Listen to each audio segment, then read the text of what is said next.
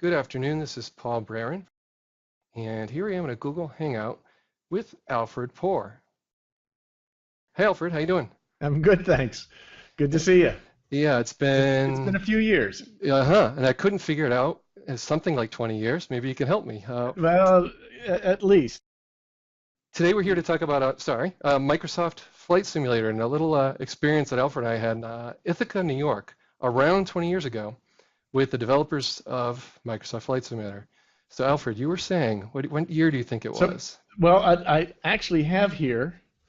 I've got a lot of show and tell, Cool. but I actually have here the binder from the Oh, first Cornell conference that I went to. Jim Moss, who is a internationally known sleep expert, and also a flying and flight simulation uh, enthusiast, was managed to get Cornell to host.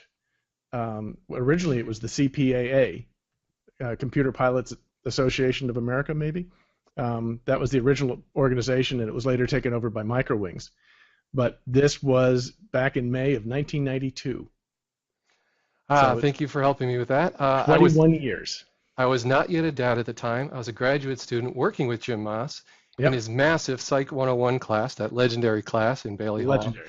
And I really just was in a cool spot at the right time. I happened to be playing with Microsoft Flight Simulator for years before that point.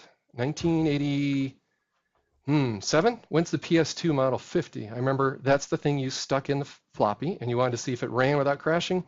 You knew your microchannel PC was reasonably compatible with the good old PC AT architecture. You remember all Oh, that, Alfred? are we talking about PCs? We Wait a minute. Uh-oh. I think we want to go back a little further than that. Oh, yes, he's got, all right. Here is A2FS1, And that's before me. So and that now, was a what flight year are we simulator, in? and it was for the Apple II. Yeah, do you know what year that would be? I've got some And screenshots of that. I do, in fact, because they did a title page on it like it was a scholarly book. And here's Bruce Artwick, and it's January of 1980. So Nice. Flight Simulator is more than 33 years old at this point. Oh, this is And so cool. and so this was back when it was published by Sublogic. And um, the cool thing is back then manuals included maps like this, a map of the structure of the actual program, a Uh, schematic of the program, if you will. what really stands out in my mind is Bruce Artwick, right? I guess you knew him personally, or you were on that cruise boat I with only met us. him through the flight sim Okay. uh, conferences, but he was a wonderful guy, so quiet and soft spoken, and not outgoing at all. And I think he never really came to terms with the adulation that he got for creating this program.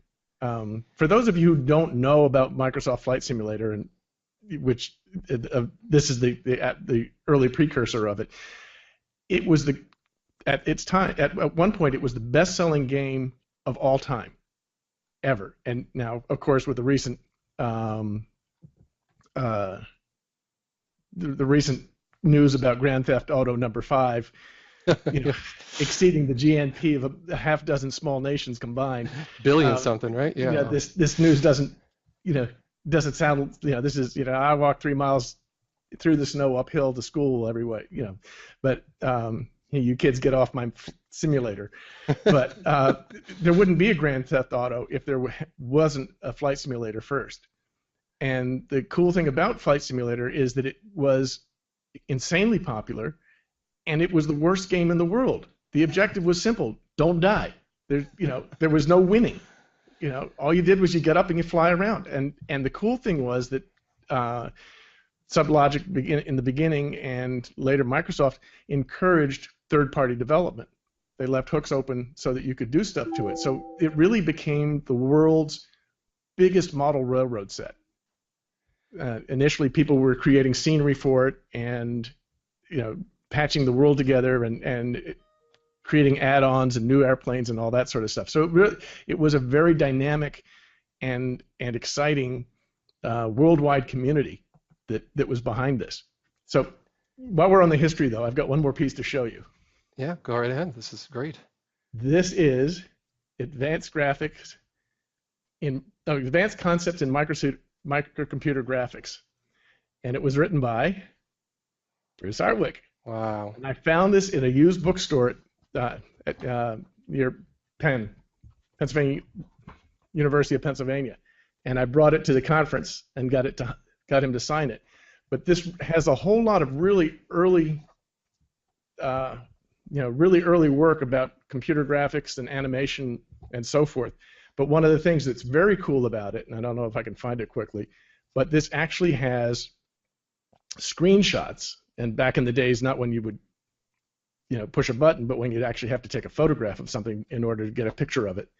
But it actually has some screenshots in here of the precursor of what would eventually become Flight Simulator. Yeah, I can't find it quickly, but that's in here. So this is where Flight Simulator began, way back when. Thank you. Go ahead. We went through many versions. I think I have just about every version ever made. This is Flight Simulator 2, which was also by Sublogic and also for the Apple II, and you can see it was getting a little fancier in its packaging.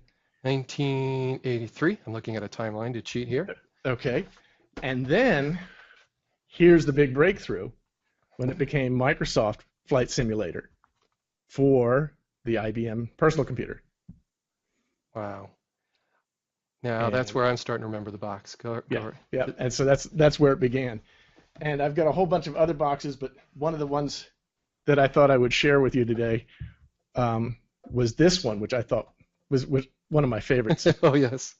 This is the Flight Simulator 2004, and it was to commemorate the 100-year anniversary of Powered Flight by the Wright brothers.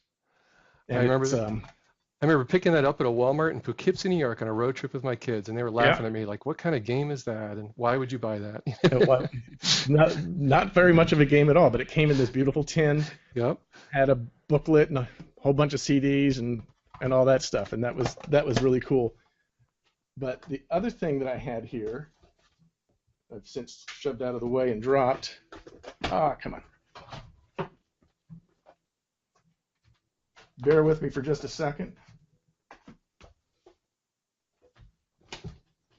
All right, I've lost it.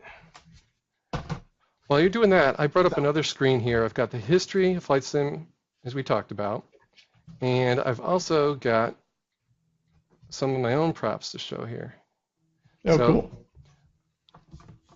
Not as fancy as what you have, but for one, we've got a book. So if I go to Amazon here, we'll get a picture of Alfred. And Alfred, can you remind us where you were working at the time that I met you in the early 90s? I was a freelance writer. At that time, I was writing largely for PC Magazine and other Ziff Davis titles, Computer Shopper and so forth. But yep. I still have some computer shoppers, almost 2 inches thick. Back when they printed magazines. And PC Magazine, though, oh boy, yeah, brings back memories. Remember Boston? You got Harvard Square, the newsstand. I would go there and read that thing standing up. If my edition didn't come in the mail, I'd be reading it over there instead. Just brings back great memories. Yeah. And seeing your book list here, let me scroll down, and there it is, Cross Country. 30 VFR flights for Microsoft Flight Simulator, May of '96. Mm-hmm. Now, that was back when self-publishing meant a truck would pull up to your house and offload a skid loaded up with boxes of books, okay. Then fill your garage for the next 10, 15 years. But people who are interested in the book should know that it's available online for free. I gave it to a site to make it available at no charge, so people can read it online. Now, being a bit nostalgic and trying to get ready for this little impromptu podcast that we talked about over email, this is the first time you and I have met in all this time, I ordered a little something. Let me get my own screen showing. Here we go.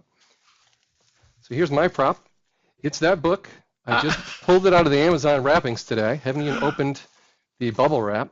Oh, we wow. have a hand-addressed envelope from the person who resold it through Amazon. So Oh wow, let's see what it says here.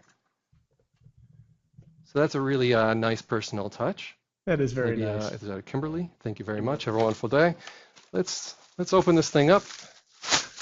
So I was pretty amazed. It didn't claim it was still in print, right? It was in someone's house somewhere, Yep. and they sold it to me, and there's the front cover. There we go. Oh wow, look at that. Any idea how many years ago you may have signed this? Yeah, it had to be a long time because the last of those books went to the recyclers a couple years ago.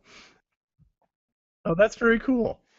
So yeah, I'm gonna look at this, and I'm thinking about the floppy, realizing, Yep. oh yeah, I need to get out a USB floppy drive Well, somewhere to have a actually, look at that. you don't even need the floppy to do it because it gives you all the instructions on where to set your plane and how to set the weather and everything else. So the floppy just made it easier to load those settings, but it's all in each chapter.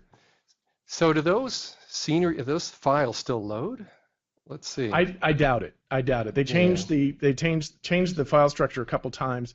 There was a I've forgotten at what level there was a translator that would take those and convert them into the new format, but I would be amazed if you could do anything with those files at this point. Sure. Now, flashing back to, I'm sorry, you said it was 92, right?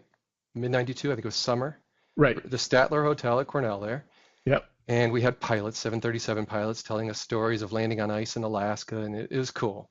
And then we had a lecture hall. Do you remember that with the projector?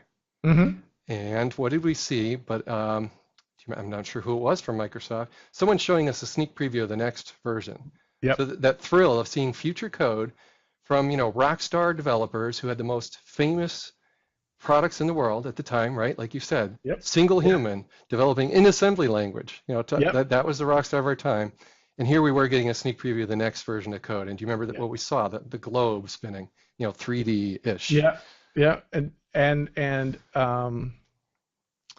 oh, I can't pull up his name, but one of the guy who wrote Quake and a bunch of the other early third-party add-on hacks to the early flight simulator. I remember him talking about doing this very dry presentation about this airplane that he designed and flew around the pattern.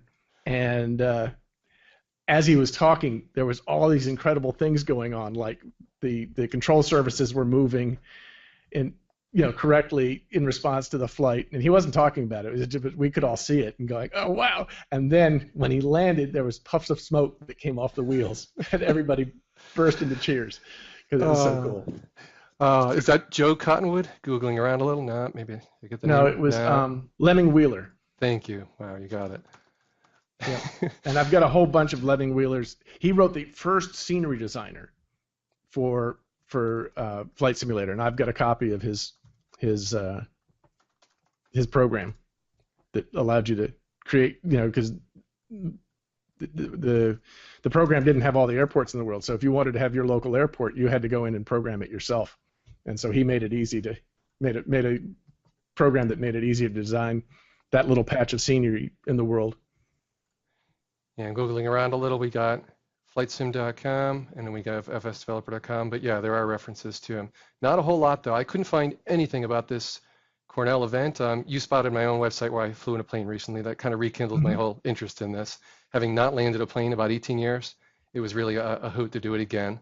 This time a whole lot faster and with a side stick, so it was a new experience for me. And I threw it right on YouTube. And I did all right landing, as you may have seen. So yep, I did. It's a lot of fun, and it really brought back the memories. Yeah, exactly. The plane was usable, so that's a good landing. Tell us about yourself and your own real pilot history, which I do not have. I didn't think I was going to ever actually fly. I enjoyed the flight sim part so much, but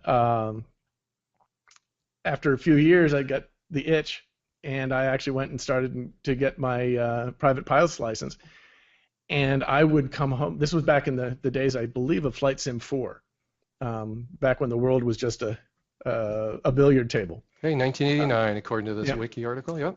And so I would take my lesson, and then I would drive home, and I'd fire up Flight Simulator on the computer, and then I would repeat the same lesson on my computer that I just done in the air. So if it was, turns about a point or stalls or, whatever it is they wanted me to do, I went home and practiced it. And I believe that I shaved off many hours and hundreds of dollars off my training just because I was able to do that practice on the computer.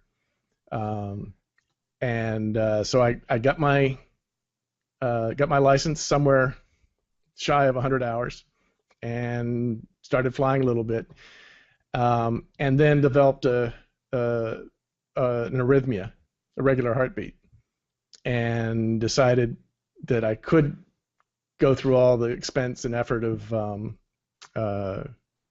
getting my physical and getting cleared by the FAA for it, but I let it go and took up sailing instead. So instead of going somewhere quickly at great expense, I now go nowhere slowly at great expense. I like sailing myself. Unfortunately, my own sailboat got ruined in a hurricane many years ago. But Oh, anyhow, no. you bring back these recollections for me too. These dreams you have, and just getting on that plane and going with my kids. I would say it helped with the family acceptance factor having a parachute. Not that it would do you much good for low altitude stalls and other Right. badness, but if you're above Well, 500 feet, this could save your bacon. But yep. if nothing else, but a perception issue. You've got a giant red handle above you as you're flying, and Right. that does mean something when you've got a family and responsibilities, and many years have Hmm. gone by, and Yep. it just put the fun back in it, having a little less of that, fear. Right. Um, One other thing that's special about Ithaca, a couple other things, sorry. Item one, Elmira and Schweitzer aircraft and gliders. What a cool place. You could sit in the Hmm. hilltop and watch them glide around. Did you ever happen to make it to Elmira, kind of near No, I Ithaca? didn't. Well, Okay. actually, I flew into Elmira on my solo cross country for my private pilot's license, but that was the only time I flew in there.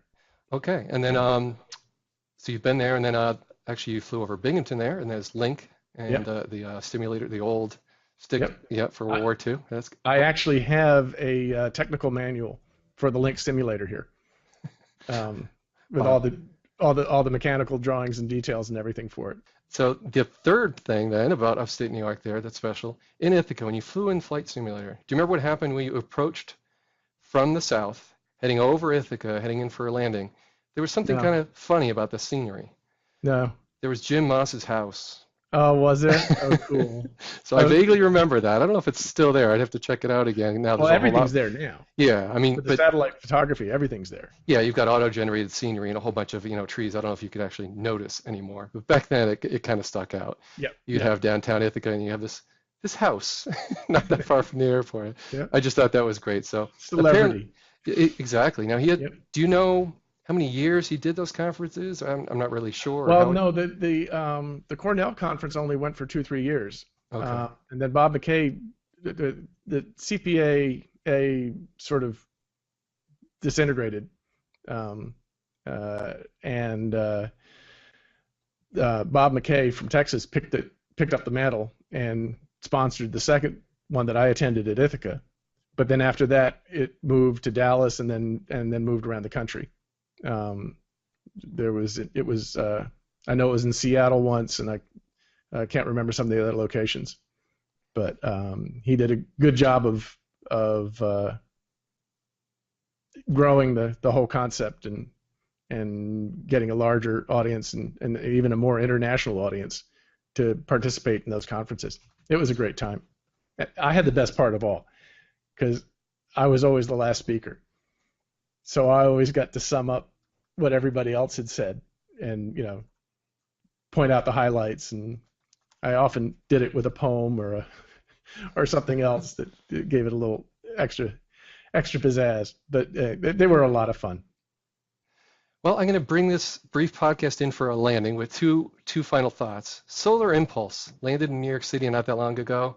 I had the crazy idea of thinking about hopping on a train and getting down there, but just curious, what are your thoughts? I mean, that thing's way out there, right? Not practical and rather slow, but Right. it's neat to have this vision of an environmentally friendly way to get around. What are your thoughts, Well, Alfred? I'm not so sure that it's going to be a way to get around, at least not corporally. But I think, like many other technologies, we don't know what it's good for yet.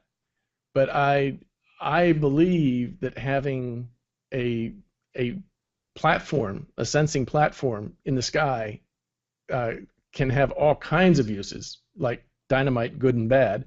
But being able to have a zero energy footprint kind of device that can watch for weather, provide security, communications. I mean, there's just all kinds of things, many of which we haven't even thought of yet.